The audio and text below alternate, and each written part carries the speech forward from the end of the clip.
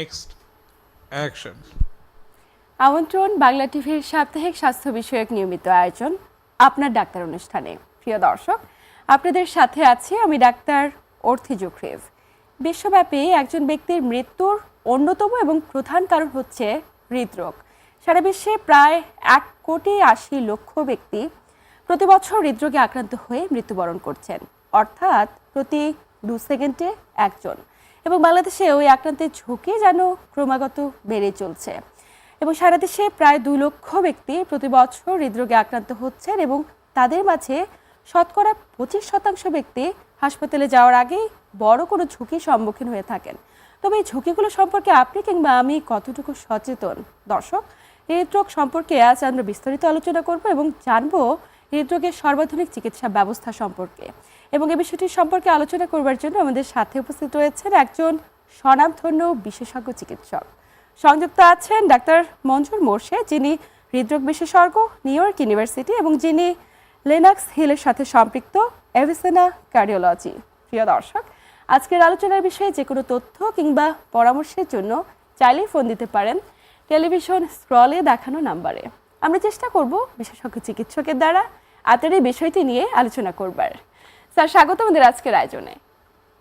ধন্যবাদ ডাক্তার অর্পি, আমাকে আমন্ত্রণ জানানোর জন্য। সেই সাথে সাথে বাংলা টেলিভিশন কর্তৃপক্ষকে অনেক অনেক সালাম এবং শুভেচ্ছা জানাচ্ছি। স্যার, আপনাকেও ধন্যবাদ নিউ ইয়র্ক থেকে আমাদের সাথে সম্পৃক্ত হওয়ার জন্য। স্যার, শুরুতে জানবো যে বিশ্বব্যাপী হৃদরোগে আক্রান্তের ঝুঁকিতে কি পরিমাণ ব্যক্তি রয়েছে এবং বাংলাদেশে অবস্থানটি কীরকম? খুবই সুন্দর প্রশ্ন। জি, আমি যেহেতু আমেরিকাতে আছি, আমেরিকাতেও আপনার এই হৃদরোগের ঝুঁকি অত্যন্ত বেশি। প্রতি 34 সেকেন্ডসে 3 জনের ভিতর 1 জনের মৃত্যু আপনার এই হার্ট ডিজিজের কারণে হয়ে থাকে। তো এখন আপনাদের প্রশ্ন জাগে যে কি বাংলাদেশেও কি বেশি? হ্যাঁ, বাংলাদেশেও এই হৃদরোগের ঝুঁকি খুবই বেশি। যুক্তরাষ্ট্রের তুলনায় বাংলাদেশের ঝুঁকিটা আরও বেশি, মৃত্যুহারও বেশি। এবং ইন্টারেস্টিংলি আমাদের দেশে, বাংলাদেশে 30 ইয়ার্স ওল্ডদেরকেও দেখা যায় অনেক হৃদরোগে ঝুঁকি রয়েছে, হৃদরোগে আক্রান্ত হচ্ছেন।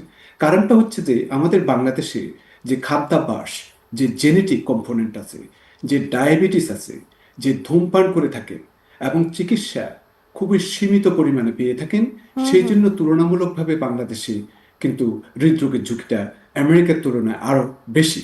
আমেরিকাতে যদিও আপনার হার্টের রোগটা বেশি, কিন্তু এখানে যে ইমিডিয়েটলি যে ট্রিটমেন্টটা পাচ্ছেন, কিংবা ওনাদের যে হয়তো ওবেসিটির জন্য কিংবা উচ্চ ফ্যাট জাতীয় খাবারের জন্য হতে পারে, কিন্তু ভালো চিকিৎসা সুবিধার জন্য হয়তো মৃত্যুহারটা বাংলাদেশের তুলনায় একটু কম হতে পারে। কিন্তু বাংলাদেশে আমি যে জিনিসগুলো বললাম, বিশেষ করে জেনেটিকটির জন্য অবশ্যই এটা কিন্তু খুবই গুরুত্ব বহন করে থাকে। জি, খুবই চমৎকার বলেছেন স্যার। একটু জানবো যে একটা সময় তো আমরা দেখতাম যে কেবলমাত্র বয়োজ্যেষ্ঠ ব্যক্তিরা, অর্থাৎ 40 ঊর্ধ্ব ব্যক্তিরা হৃদরোগে আক্রান্তের ঝুঁকিতে রয়েছে। তাদের মাঝে বিভিন্ন ধরনের ডিজিজ ক্যারি করছে, যেমন ডায়াবেটিস, উচ্চ রক্তচাপ এবং সেই সাথে হৃদরোগ। কিন্তু সম্প্রতি সময়ে আমরা খেয়াল করছি তরুণ কিংবা মাঝবয়সীদের মাঝে এই ঝুঁকি মানে অনেক আশঙ্কাজনক হারে বেড়ে গেছে। এই বিষয়টি কি কারণে? অ্যাগেন খুবই বিউটিফুল প্রশ্ন। এটির অনেকগুলি কারণ আছে। দেখেন, হৃদরোগের ঝুঁকিটা হয় এটি একটা সমষ্টিগত কারণে, এটি কিন্তু একটা ইন্ডিভিজুয়াল কোনো কারণে নয়। আমাদের দেশে এখন অনেক জনের কাছে উচ্চ রক্তচাপ আছে, সেটি একটা কারণ হতে পারে। আমরা যে প্রচুর পরিমাণে লবণ খেয়ে থাকি, আমরা অনেকটা এখন রেস্টুরেন্টমুখী হয়ে গিয়েছি, ওষুধ ঠিক মতো হয়তো খেতে পারি না, ইকোনমিক্যাল জন্য ঠিক মতো হয়তো ডাক্তার দেখাতে পারি না, এগুলো অনেক কারণ আছে। সেই সাথে সাথে কোলেস্টেরলকে আমরা নিয়ন্ত্রণ করতে পারি না, আমাদের ডায়াবেটিসটা কিন্তু অনেক বেশি থাকে, ঠিক মতো আমরা হাঁটাহাঁটি করি না, আমরা অনেকটা ঘরমুখো হয়ে গিয়েছি, আমরা এখন সেডেন্টারি লাইফস্টাইলে বেশি অভ্যস্ত, আমরা বেশি ভাত খেয়ে থাকি, সাদা ভাত যেগুলি, বেশি সাদা পাউরুটি খেয়ে থাকি, সেটা কারণ হতে পারে। আমরা অনেকেই ধূমপান এখনো অভ্যস্ত, ধূমপানে জর্দা বলেন, গুল বলেন, হুক্কা বলেন, এগুলি কিন্তু আমরা এখনো আমাদের দেশে প্রচলিত আছে, সেটির জন্য হতে পারে। নিয়মিত ব্যায়াম না করার জন্য হতে পারে। আমি যে বললাম স্বাস্থ্যকর খাবার, শাক সবজি ফল, কিংবা ঠিকমতো অয়েল রান্না করার জন্য সেটি না হওয়ার জন্য, তারপর ভাজা পোড়া বেশির জন্য, তারপর ওজনটা যে আমরা যে নিয়ন্ত্রণ করার কথা সেটি নিয়ন্ত্রণ করতে পারি না। এবং সবচেয়ে বড় জিনিস হচ্ছে আমরা যে মানসিক চাপে থাকি, আমাদের ইকোনমিক্যাল বলেন কিংবা বিভিন্ন ধরনের পারিপার্শ্বিক বিভিন্ন ধরনের স্ট্রেসের কথা বলেন, সবগুলো মিলিয়ে আমরা কিন্তু একটা স্ট্রেসফুল লাইফ আছি, একদমই। সেটি হতে পারে। জি। এবং এই যে জীবনযাপন প্রক্রিয়া সেটি অনেকাংশেই দায়ী। স্যার, আরও বিস্তারিত জানবো, একজন দর্শক অপেক্ষায় রয়েছে। দর্শক কে আছেন, আপনার নাম বলে প্রশ্ন করুন। আসসালামু আলাইকুম। ওয়ালাইকুম আসসালাম, আমরা শুনছি আপনাকে। আমার নাম রবিজুল, জি জি আমি ভোলা থেকে বলছি। যে জি, বলুন, আমরা শুনছি। আমার এই বুকের মধ্যে মাঝে মাঝে ধরফর করে, হুম হুম হুম। আবার এই প্রেশার Pressure। আমার এই আপ ডাউন করে, বাড়িয়া যায়, আবার নিচেরটা আবার কমে যায়, বাড়িয়া যায়, আবার উপরটা বাড়িয়া যায়, নিচেরটা কমে যায়, মানে আউলে জ্বলিয়া থাকে। এই মানে বাড়িয়া গেলে আমার বয়স হলো 65। আপনার বয়স 75? জি, 65। 65। দর্শক একটু জানতে চাইবো যে আপনি প্রেশারের জন্য নিয়মিত কোনো ওষুধ খাচ্ছেন কিনা, এবং যখন বেড়ে যাচ্ছে বা কমে যাচ্ছে তখন? একটা ওষুধ খাইতেছি যে মানে এটা কার্ডিনাম। আচ্ছা, ওই ওষুধটা নিয়মিত খাচ্ছেন নাকি মাঝে মাঝে খান? দুঃখিত দর্শক, আপনার সংযোগটি বিচ্ছিন্ন হয়ে গেছে, আমরা বিষয়টি নিয়ে আলোচনা করছি। স্যার, আপনি নিশ্চয়ই বুঝতে পেরেছেন উনি হাই প্রেশারে আক্রান্ত রোগী এবং প্রেশারটি আপ ডাউন করে ওষুধ খাওয়ার পরেও, কিন্তু ওনার কমপ্লেন হচ্ছে মাঝে মাঝে বুক ধরফর করে। এটা কি হৃদরোগের কোনো উপসর্গ হতে পারে কিনা, এবং আমাদের যেই আলোচ্য টপিকস হৃদরোগের আসলে উপসর্গগুলো কি? জি, জি। মমিন ভাই, আপনাকে অনেক ধন্যবাদ কল করার জন্য। আপনি যে পালপিটেশনের কথা বলেছেন, বুক ধড়ফড় করার কথা বলেছেন, সেটি অনেক কারণে হতে পারে। আপনার সেটি স্ট্রেস থেকে আরম্ভ করে, হার্ট ডিজিজ থেকে আরম্ভ করে, কিংবা কোনো ইলেকট্রোলাইটস অ্যাবনর্মালিটি থেকে আরম্ভ করে অনেক কিছুর কারণে হতে পারে। তো আমি বলবো প্রথমে আপনাকে যে ব্লাড টেস্ট আছে থাইরয়েড সহ একটু দেখবেন যে আপনার অন্য কোনো ব্লাডের কোনো অ্যাবনর্মালিটির জন্য পালপিটেশনটা হচ্ছে কিনা, কিংবা আপনার গ্যাস্ট্রাইটিক আছে কিনা, যেটা ম্যাগনেসিয়ামের অভাবে হচ্ছে কিনা সেটা দেখতে পারেন। তো এই জন্য আমি বলবো আপনাকে একটা ইকেজি করার জন্য, এकोকার্ডিওগ্রাম করার জন্য, এবং সেই সাথে সাথে আপনাকে প্রয়োজন হলে আপনার হল্টার মনিটর কিংবা ইভেন্ট মনিটর যেটাকে আমরা বলে থাকি সেটা করার জন্য। আর আপনার যদি ব্লাড প্রেশার যদি ফ্লাকচুয়েট হয়ে থাকে, এটাই আপনার শরীরের ফিজিওলজিক রেসপন্সের জন্য আপনার এই পালপিটেশনটা হতে পারে। তো সুতরাং আপনি একটা বিশেষজ্ঞ ডাক্তারের সাথে আলাপ করবেন যে কেন হচ্ছে। আপনি সেই সাথে সাথে আপনি কিরকম খাদ্যাভ্যাসে অভ্যস্ত কিংবা কিরকম অ্যাক্টিভিটির মধ্যে অভ্যস্ত, এগুলো আপনাকে একটু দেখতে হবে। জি। নিশ্চয়ই স্যার, খুব চমৎকারভাবে বলেছেন। এবং আমাদের দেশের রোগীরা যেটা মনে করে যে বুকে ব্যথা হচ্ছে বা পালপিটেশন হচ্ছে, সেটা এড়িয়ে যায়। মানে অনেকেই ভাবে অ্যাসিডিটির ব্যথা, অনেকে ভাবে গ্যাসের ব্যথা, আবার অনেকেই ধরে নেয় যে হয়তোবা হৃদরোগ। আসলে আমরা কখন হৃদরোগ বলবো? হ্যাঁ, হৃদরোগ যখনই আপনি একটি লাইফস্টাইলে আপনি অভ্যস্ত ছিলেন। যেমন আমি এক্সাম্পল হিসেবে ধরে নিই, আমার বয়স যখন 20 বছর ছিল, আমি সুন্দর মতো হাঁটতে পারতাম, খেলতে পারতাম, বিভিন্ন জিনিস একটু বাজার সাজার করতে পারতাম। এখন 1 ব্লক 2 ব্লকের বেশি যদি আমি হাঁটতে না পারি, যদি হাঁপিয়ে যায়, এখন যদি আমি সিঁড়ি বাড়তে গিয়ে যদি আমার বুক ধড়ফড় করে, কিংবা বুকের উপর মনে হচ্ছে যে একটা প্রেশার ফিল করছি, আচ্ছা। কিংবা আপনার কোনো না কারণে ব্যথা হচ্ছে, একটু রেস্ট করলে ব্যথাটা চলে যাচ্ছে, কিংবা অ্যাক্টিভিটি করলে, বিভিন্ন ধরনের কাজকর্ম করলে আপনার ব্যথাটা বেড়ে যায় কিংবা পালপিটেশনটা বেড়ে যায়, এরকম যদি কিছু হয়ে থাকে, তখন আপনাকে দেখতে হবে এটি হার্ট ডিজিজের মাধ্যমে হচ্ছে কিনা। নিশ্চয়ই। এবং ব্যথার ধরনটি সম্পর্কে যদি একটু জানতে চাই স্যার, যেমন আমার অ্যাসিডিটি ব্যথা হলে তো বুক জুড়ে ব্যথা করবে, কিন্তু হৃদরোগের ক্ষেত্রেও কি ব্যথার ধরনটি একই রকম? হ্যাঁ, খুবই সুন্দর প্রশ্ন। প্রথমত, গ্যাস্ট্রাইটিসের ব্যথাটা সাধারণত অনেকটা আপনার বার্নিং সেন্সেশন হয়ে থাকে, এবং যখন আপনি এটির সাথে খাবারের একটা সম্পৃক্ততা আছে। আপনি যখন কোনো কিছু খাবার খাবেন এবং সেটি পরবর্তীতে দেখবেন আপনার সাওয়ার টেস্টটা একটু আহ, মানে সাওয়ারের বাংলা কি, ওইটি আপনার মুখে আসবে। হ্যাঁ, তো এই ধরনের যদি তিক্ততা আসে, তখন আপনি বুঝবেন যে এটি গ্যাস্ট্রিকের প্রবলেম হতে পারে। এছাড়া আপনার এটি গ্যাস্ট্রিকের প্রবলেমটা বা গ্যাস্ট্রিকের বার্নিং সেন্সেশনটা, এই যে জ্বালা পোড়া করা, এটি কিন্তু খাবারের সাথে সম্পৃক্ত। আপনি যখন খাবারের পরে যখন শুয়ে পড়বেন, তখন এটির সাথে সম্পৃক্ত হতে পারে। এবং খাবারের সাথে সাথে আপনি যদি অ্যান্টাসিড খেয়ে থাকেন, যেমন ওমেপ্রাজল বা প্যাপটিড, অন্য ধরনের H2 ব্লকার, অন্য কোনো ওষুধ খেলে যদি আপনার সেটি চলে যায়, তখন আচ্ছা। বুঝবেন যে সেটি হচ্ছে যে গ্যাস্ট্রিকের প্রবলেম। আর যদি আপনার সেই বিভিন্ন ধরনের ওমিওপ্রাজল জাতীয় ওষুধ যদি আপনার সেই বার্নিং সেন্সেশনটা কিংবা চেস্ট পেনটা যদি আপনার না গিয়ে থাকে, কিংবা আপনার অ্যাক্টিভিটি করলে আপনার ব্যথাটা বেড়ে যায়, কিংবা সেটির ধরনটা, রেডিয়েশনটা কোন দিকে যাচ্ছে সেটি যদি আপনি নির্ণয় করতে পারেন, যেমন বাম হাতের দিকে বলেন, সোয়ালের দিকে বলেন, এই ধরনের, বা পিঠের পিছনের দিকে বলেন, এই ধরনের যদি হয়ে থাকে, কোল্ড সোয়েট যদি হয়ে থাকে, সেটির আচ্ছা। সাথে সাথে যদি আপনার পালপিটেশন হয়ে থাকে, সেটির সাথে সাথে যদি আপনার shortness of breadth means breathing problem হয়ে থাকে, এই ধরনের কিছু হলে তাহলে আপনাকে বুঝতে হবে সেটি হার্ট ডিজিজ হওয়ার সম্ভাবনা থাকে।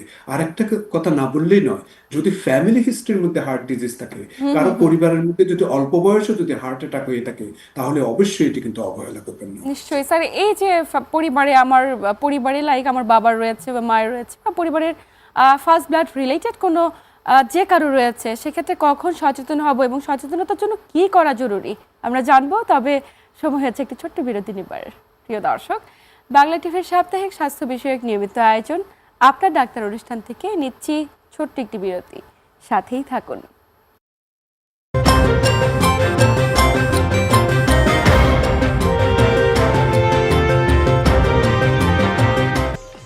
এবার আরো আধুনিক ও দ্রুত সেবা দেওয়ার লক্ষ্যে বাংলা টিভি ইউরোপ প্রচারিত হবে অনলাইন। ডাক্তার অর্থি জোখরেফ এবং আমার সাথে আছেন একজন বিশেষজ্ঞ চিকিৎসক। স্যার, বিরতির পর আবারও স্বাগত আমাদের আজকের আয়োজনে। বিরতির আগে কথা বলছিলাম যে যাদের পরিবারে কোনো হৃদরোগে আক্রান্ত ব্যক্তি রয়েছে, সেক্ষেত্রে পরিবারের অন্যান্য সদস্যরা কিভাবে সচেতন হতে পারে এবং সচেতন হওয়াটা কতটুকু জরুরি? জি, থ্যাংক ইউ অ্যাগেন। প্রথমে আমি বলবো ফ্যামিলি হিস্ট্রি বলতে আমরা কি বুঝিয়ে থাকি। আমরা অনেক সময় তাদেরকে হাই রিস্ক হিসেবে ধরে নিই যদি হার্ট অ্যাটাক পরিবারের মধ্যে যদি অনেক অল্প বয়সে হয়ে থাকে। যেমন পুরুষদের ক্ষেত্রে 55 ইয়ার্স ওল্ড, 55 বছরের নিচে যদি হয়ে থাকে, এবং মহিলাদের ক্ষেত্রে যদি 65 ইয়ার্সের নিচে যদি হয়ে থাকে, তাদের ঝুঁকিটা বেশি। এইরকম যদি হয়ে থাকে তাহলে আপনাকে বুঝতে হবে যে আপনার ফ্যামিলি হিস্ট্রির মধ্যে হার্ট ডিজিজ আছে। এছাড়াও যদি আপনার ফ্যামিলিতে যদি অনেক কোলেস্টেরল যদি বেশি থাকে, সেটাও আপনাকে দেখতে হবে। তো এইরকম যদি হয়ে থাকে তাহলে আপনাকে স্ক্রিনিং করতে হবে অনেক অল্প বয়স থেকে। সেই বয়সটা আপনার 20-25 বছরে হতে পারে। তো সুতরাং আপনার রেগুলার ডাক্তারের সাথে শরণাপন্ন হয়ে আপনি ব্লাড প্রেশারটা চেক করতে পারেন, আপনার কোলেস্টেরল কেমন, লিপিড প্রোফাইল যেটা বলে থাকি সেটি চেক করতে পারেন, আপনার ডায়াবেটিসটা কেমন সেটি চেক করতে পারেন, আপনার বডি মাস ইন্ডেক্স, আমাদের যে ওজন আছে, ওজনের ব্যাপারে আমাদের বাংলাদেশিদের ওজন কিন্তু অনেকটা কম হতে পারে, দেখতে কিন্তু চিকন হতে পারে, হাত পা চিকন হতে পারে, কিন্তু ভ্যালি ফ্যাটটার দিকে আপনাদেরকে একটু নজর দিতে হবে। তো সুতরাং এই জিনিসগুলো যদি আপনাদের একটু বেশি থাকে বা হৃদরোগের ঝুঁকি থাকে, তাহলে আপনাকে সেই ব্লাড টেস্টের সাথে সাথে যে করোনারি ক্যালসিয়াম স্কোর করা যায় কিনা, কিংবা কার্ডিয়াক সিটি স্ক্যান করা যায় কিনা, আচ্ছা, কিংবা ক্যারোটিড আর্টারির ইন্টিমাল থিকেনিং কিরকম, এগুলি অনেক ধরনের টেস্ট করা যেতে পারে যে আপনার ভবিষ্যতের রিস্কটা কেমন হতে পারে। নিশ্চয়ই খুবই চমৎকার বলেছেন স্যার। একটু ভিন্ন প্রসঙ্গে যাব যে এই যে এত ব্যক্তি হৃদরোগে আক্রান্ত হচ্ছে, আমরা তো প্রাথমিক অবস্থায় অনেকে সচেতন হচ্ছে না বা চিকিৎসকের কাছে যাওয়াচ্ছে না, কিন্তু তাৎক্ষণিকভাবে চিকিৎসকের কাছে যাওয়ার কি কোনো বিশেষ গুরুত্ব রয়েছে কিনা? জি, যাদের আপনার ফ্যামিলি হিস্ট্রিতে হার্ট ডিজিজ আছে, অবশ্যই তাদেরকে যেতে হবে। যদি আপনার চেস্ট পেইনটা যদি আপনি মনে করেন যে এইরকম কোনোদিন এরকম ফিল করেননি, কিংবা সেটি মনে হচ্ছে যে এটি গ্যাস্ট্রিকের পেইন না, কিংবা যদি আপনার কাছে প্রশ্নবোধক চিহ্ন হয়ে যায় যে এটি কি গ্যাস্ট্রিকের পেইন নাকি হার্ট ডিজিজের পেইন, তাহলে আপনি অবশ্যই ডাক্তারের কাছে অবশ্যই যাবেন যে চেক করার জন্য এটি হার্ট ডিজিজের পেইন কিনা। নিশ্চয়ই। এবং চিকিৎসকের কাছে যাওয়ার পরে আমাদের দেশে যে সমস্ত চিকিৎসা ব্যবস্থা রয়েছে, যেমন গিয়ে এনজিওগ্রাম করার একটি পরামর্শ থাকে, এনজিওগ্রামের মাধ্যমে যদি কোনো ব্লক থাকে সেখানে স্ট্যান্টিং করানো, এবং পরবর্তীতে যদি মাল্টিপল ব্লক থাকে তখন স্যার ওপেন হার্ট সার্জারির একটি পরামর্শ দেওয়া হয়ে থাকে। আপনাদের দেশের ক্ষেত্রে চিকিৎসা ব্যবস্থা কি সেম নাকি আমাদের মতোই একই রকম? না, আমরা প্রথমে কোনো রোগী যখন হার্টের পেইন নিয়ে আসেন, তখন সাথে সাথে অ্যানজিওগ্রাম করে না, যতক্ষণ না এটি ইকেজিতে যদি আমরা দেখি যে এসটি এলিভেটেড বা নন এসটি এলিভেটেড থাকে, কিংবা বিভিন্ন কার্ডিয়াক যে মার্কার আছে সেগুলো যদি আমরা পজিটিভ না দেখি, কিংবা যে বিভিন্ন ধরনের উপসর্গ যেগুলি বলে থাকেন সেগুলি যদি ঠিকমতো যদি আমাদেরকে কনভিন্স না করা হয়ে থাকে, ততক্ষণ পর্যন্ত আমরা অ্যানজিওগ্রামের দিকে নিই না। যদি দেখা যায় যে এটি acute MI, acute myocardial infraction কিংবা হার্ট অ্যাটাক, তখন আমরা সাথে সাথে কার্ডিয়াককে নিয়ে যাই। না হলে আমরা বিভিন্ন ধরনের নন ইনভেসিভ টেস্টগুলো অফিসিয়ালি আউট পেশেন্টে কীভাবে করা যায় সেগুলো করতে পারে। সেগুলো হতে পারে আপনার অ্যাকোকার্ডিওগ্রাম থেকে আরম্ভ করে, নিউক্লিয়ার স্ট্রেস থেকে আরম্ভ করে, কার্ডিয়াক সিটি কিংবা আরও অন্যান্য অনেক ধরনের টেস্ট আছে, এক্সারসাইজ টেস্ট আছে। এগুলি দিয়ে আমরা নির্ণয় করি যে আপনার কতটুকু আপনার অ্যানজিওগ্রাম লাগবে কি লাগবে না। আচ্ছা আচ্ছা স্যার, সেক্ষেত্রে আমাদের দেশে যে চিকিৎসা ব্যবস্থাগুলো রয়েছে সেগুলোর চাইতে কি উন্নত কোনো চিকিৎসা ব্যবস্থা নিউ ইয়র্কে রয়েছে কিনা, বা পুরো আমেরিকা জুড়ে রয়েছে কিনা, যেখানে রোগীরা সার্ভাইভাল রেট অনেক হাই, এবং আমাদের দেশে সেই জায়গাটি থেকে আমরা পিছিয়ে রয়েছে বলে মনে করছেন? জি, আমি অনেক বছর দেশে আসিনি, আমি জানি না আমাদের দেশের সিস্টেমটা কতটুকু অ্যাডভান্স কি অ্যাডভান্স না। তবে আমি আমেরিকান বরাত দিয়ে আমি কিছু কথা বলবো। যেমন এফডিএ রিসেন্টলি আপনার অ্যাকোসল্ভ এএস, এটি আপনার কিভাবে আপনার কোনো স্টেনোসিস হলে, মানে ব্লক হলে এটি কিভাবে আগে ভাগে ধরা যায় সেটির উপর ওনারা গুরুত্ব দিচ্ছেন। তারপর বিভিন্ন ধরনের ডিজিটাল হেলথ এবং রিমোট মনিটরিং করছেন, যাতে আপনার আগে ভাগেই আপনার আচ্ছা। বুঝতে পারি যে কখন একটা পেশেন্টের হার্ট ফেলিয়ার হচ্ছে। যেমন আমি আপনাকে বলি, আপনার আমাদের অ্যাকোকার্ডিওগ্রামে যে স্ট্রেনিং করা হয়ে থাকে, এই স্ট্রেনিংটা যদি আপনার -18 থেকে যদি নিচে চলে যায়, তাহলে আমরা আগে ভাগে ধরে নিতে পারি যে যে এই পেশেন্টটার হার্ট ফেলিয়ার হতে যাচ্ছে এরকম। আচ্ছা তারপর আচ্ছা। আপনার বিভিন্ন ধরনের প্যাট এমপিআই স্ক্যান করে থাকি, যেগুলিতে আপনার সেটিও এফডিএ অ্যাপ্রুভ, যে আপনার কোনো মাইক্রোভাস্কুলার ডিজিজের জন্য কোনো ধরনের হার্ট অ্যাটাক হচ্ছে কিনা কিংবা পেইন হচ্ছে কিনা সেটি করা যেতে পারে। আপনার এখানে বিভিন্ন ধরনের রোবোটিক্স দিয়ে এখন ইদানিং বিভিন্ন ধরনের এই যে রোবোটিক সার্জারি কিংবা রোবোটিক মাধ্যমে, একটি রোবটের মাধ্যমে আপনারা সার্জারি করছেন, সেটি নিয়ে অনেক কিছু জানার আছে, আমরা জানবো। তবে সময় হচ্ছে আরেকটি বিরতি নেবার। প্রিয় দর্শক, বাংলা টিভির সাপ্তাহিক স্বাস্থ্য বিষয়ক নিয়মিত আয়োজন আপনার ডাক্তার অনুষ্ঠান থেকে নিচ্ছি আবারও একটি বিরতি, সাথেই থাকুন।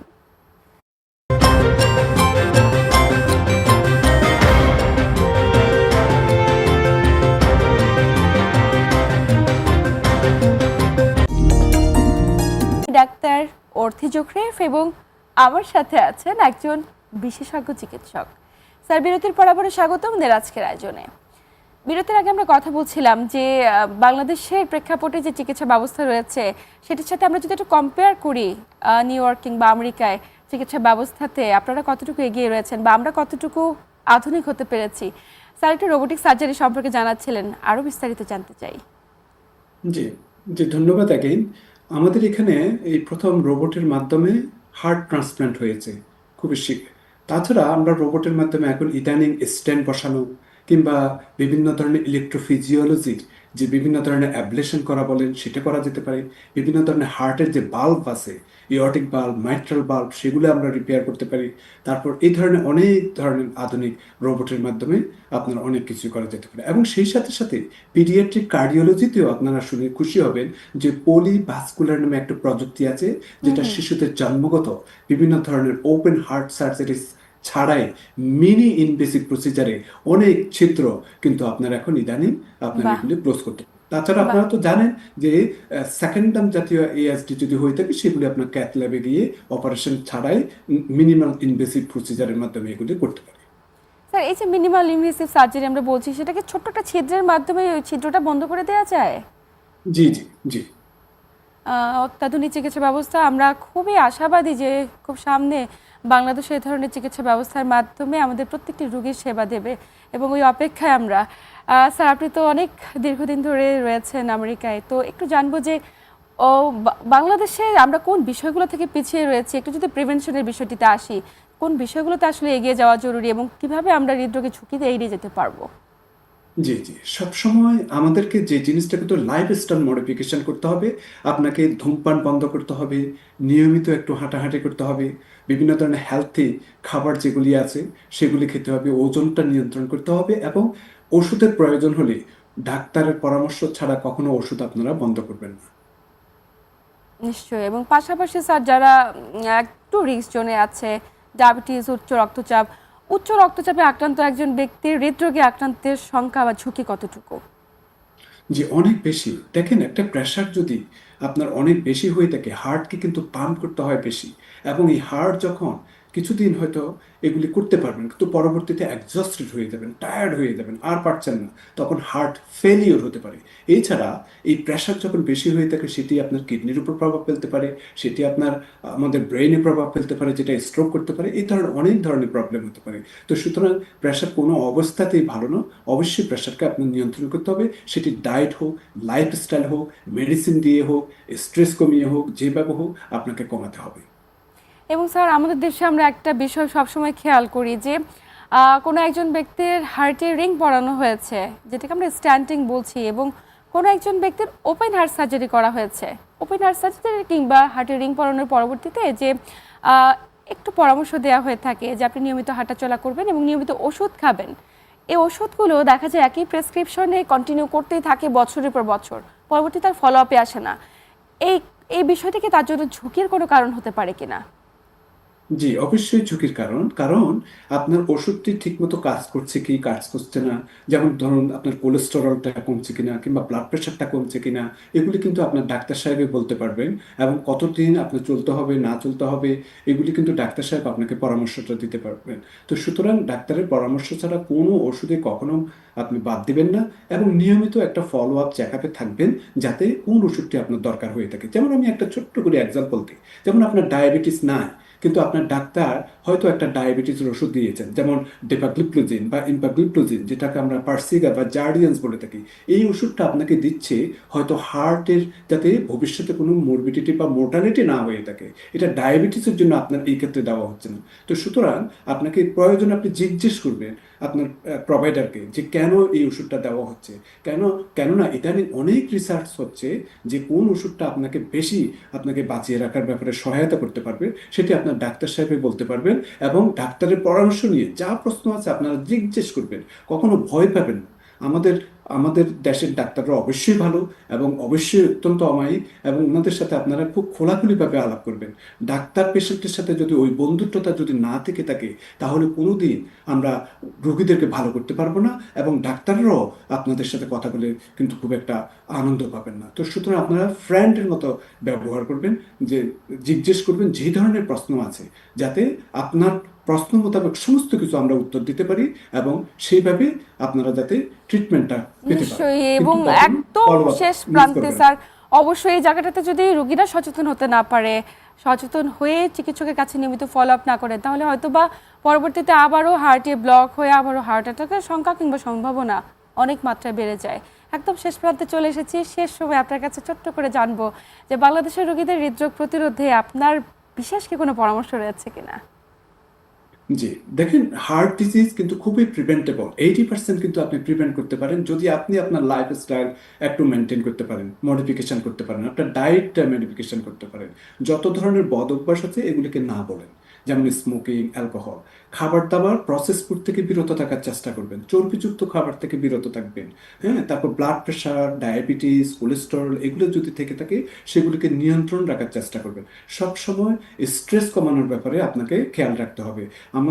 আমরা খুবই স্ট্রেসফুল লাইফ মেনটেন করে থাকি, কিন্তু পরিবারের সাথে, বন্ধু বান্ধবের সাথে এনজয় করুন, খোলাখুলিভাবে আলাপ করুন, যাতে স্ট্রেসটা কম থাকে, এবং আপনার ডাক্তারের ফলো আপ কখনো মিস করবেন না। আন্তরিক ধন্যবাদ স্যার, একদম শেষ প্রান্তে চলে এসেছি। অত্যন্ত গুরুত্বপূর্ণ কিছু তথ্য দিয়েছেন। প্রত্যেকটি দর্শক আপনার এই তথ্যের মাধ্যমে অনেক বেশি উপকৃত হয়েছে। আপনি ভালো থাকবেন। Thank you. সালাম আলাইকুম সবাইকে। প্রিয় দর্শক, এই ছিল আমাদের আজকের আয়োজন। এতক্ষণ সাথে থাকার জন্য সবাইকে আন্তরিক ধন্যবাদ। সবাই ভালো থাকুন, সুস্থ থাকুন এবং বাংলা টিভির সাথেই থাকুন।